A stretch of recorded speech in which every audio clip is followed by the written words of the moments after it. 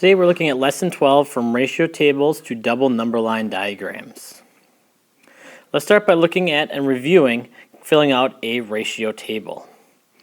So in exercise 2, the amount of sugary beverages Americans consume is the leading health concern. For a given brand of cola, a 12-ounce serving of cola contains about 40 grams of sugar. Complete the ratio table by using the given ratio to find equivalent ratios. Remember, a ratio table is just a table that shows multiple equivalent ratios. And to create an equivalent ratio, all you have to do is multiply or divide the original ratio. Here's 12 to 40. Multiply or divide it by the same number. Well, let's start by multiplying it. Remember, when we want to multiply a number, let's pick an easy number. Let's start by just picking 2. So we take 12, multiply it by 2, and you would get 24. Then we do the same for the bottom number, and we get 2 times 40 is 80.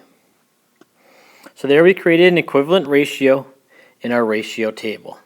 Let's make another one, but this time let's make one smaller. To make a smaller equivalent ratio, we're going to do it by dividing. Again, let's pick a simple number such as 2. Do 12 divided by 2 is 6. 40 divided by 2 is 20. There we go. There we've created a ratio table with 3 equivalent ratios showing the amount of sugar in different size cola cans. We see in a 6-ounce cola can, there'd be 20 grams of sugar. In a 12-ounce, there's 40. In a 24-ounce, there'd be 80. Okay, let's look at exercise 3 now. A 1-liter bottle of cola contains approximately 34 fluid ounces. How many grams of sugar would be in a 1-liter bottle of cola? Explain and show how you arrived at your solution. Well, here we go. Here I have our ratio table we created on the previous one to help us along. So we have a 6-ounce can is 20, a 12-ounce can is 40, and a 24-ounce can would be 80.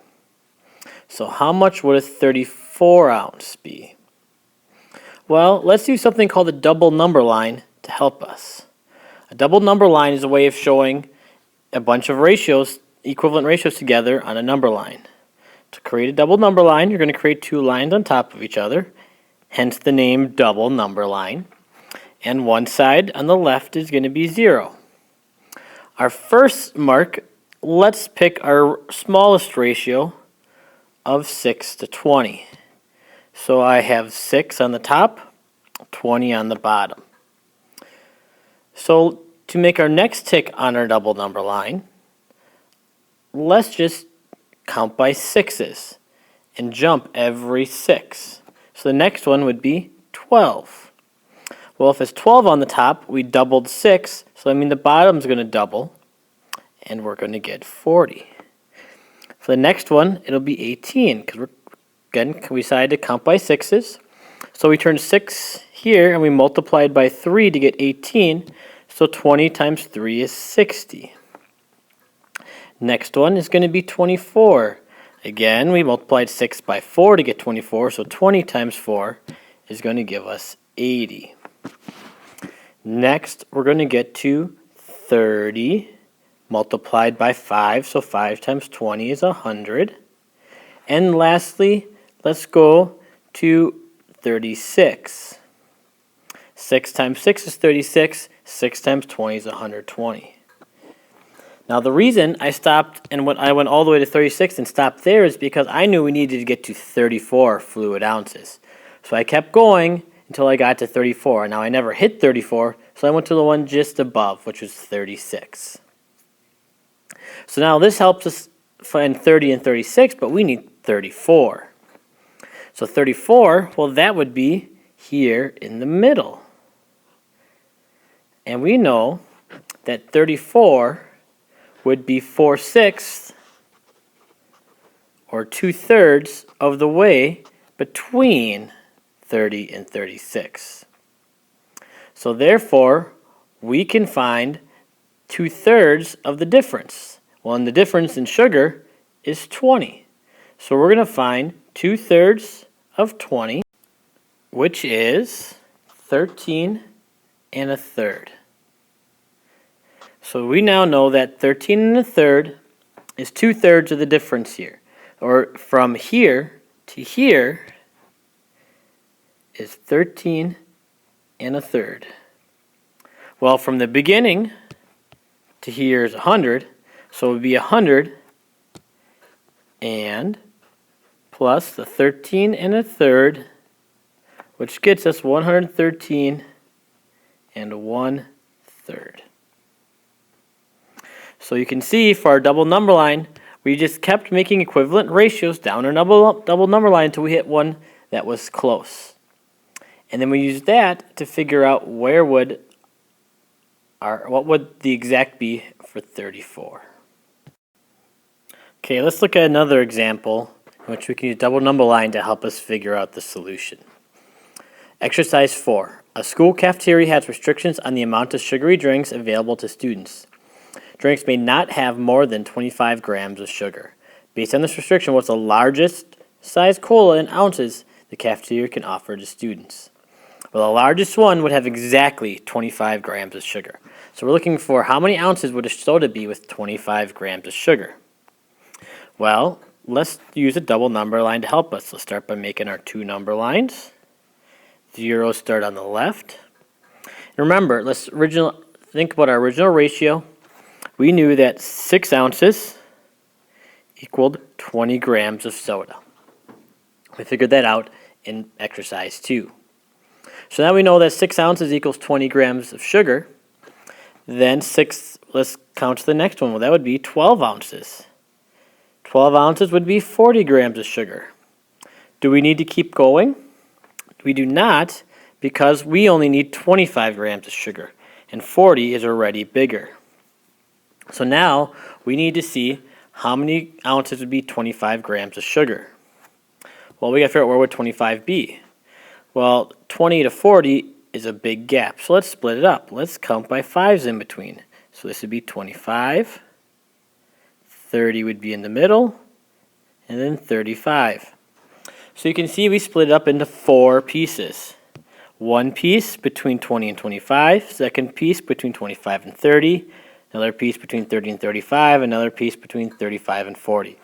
So that means we split it up into 4ths. So we're going to take, and how many of those sections do we need? We only need one section to get from 20 to 25. So therefore, we only need 1/4 of the difference between the 6 and the 12. Because we only need 1/4 of the ounces. So there's 6 ounces between 6 and 12, so we need 1/4 of that. So 1/4 of, or 1/4 times 6, well, 1/4 times 6, we can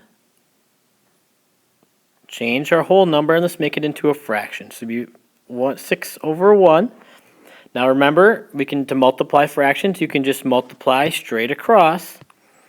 But before we do that, we might as well cross reduce. Here I have a 4, here I have a 6. I can cross reduce those. Divide them both by 2. 4 divided by 2 is 2. 6 divided by 2 is 3. Now it would make a little easier multiplication. 1 times 3 is 3. 2 times 1 is 2. So I get 3/2, which can be converted to 1 1/2. So 1 1/2 more ounces over the 6 is what we need. So 6 plus the 1 1/2 ounces is going to give us 7 1/2 ounces. So the school can sell a 7 1/2 ounce can. Okay, let's look at our last example for the day. This is moving on from our soda example. Chantanelle solves 3 math problems in 4 minutes. Use this information to complete the table below. So they have a table already drawn out for us, and we know that she solves 3 questions in how many minutes? It says 4 minutes. So 3 questions is going to be equal to 4 minutes. So now we're going to create a ratio table. And so therefore, all the ratios need to be equivalent. So that means the top number and the bottom number, or the 2 numbers of the ratio, both need to be multiplied by the same number, or enlarged at the same rate. So to get from 3 to 6, you're going to multiply by 2. So therefore, I'm going to take 4 times 2, which is going to be 8. 3 times 3 is 9, so 4 times 3 is 12. To get 3 into 12, it's multiplied by 4. 4 times 4 is 16. 3 times 5 is 15, so 4 times 5 is 20. 3 times 6 is 18, so 6 times 4 is 24. 3 times 7 is 21, 4 times 7 is 28. 3 times 8 is 24, 4 times 8 is 32. 3 times 9 is 27, 4 times 9 is 36. 3 times 10 is 30, 4 times 10 is 40. There we go. We have created our ratio table. So if Chantanelle did 9 questions, it'd take her 12 minutes. If she did 21 problems, it'd take her 28 minutes. So let's look at part B. Chantanelle has soccer practice on Thursday evening. She has half an hour before practice to work on her math and to talk to her friends. She has 20 math problems still to work on for homework. She wants to complete them before talking to her friends. How many minutes will Chantanelle have left after completing her homework to talk to her friends? Use a double number line to support your answer and show all work. So, we are looking for 20 math problems. So let's create a double number line to get to 20 math problems. So we create both our number lines, and then we're going to start with 3 and 4, then 6 and 8, and then 9 and 12, 12 and 16, 15 and 20, 18 and 24. Can I stop yet? Nope, I need to get to 20, so I'm going to do 21 and 28. There we go. So now I have all I need on my double number line. So now I need to get to 20 problems. Well, 20 is going to be between the 18 and 21, so I can put it up so there would be 19 and 20.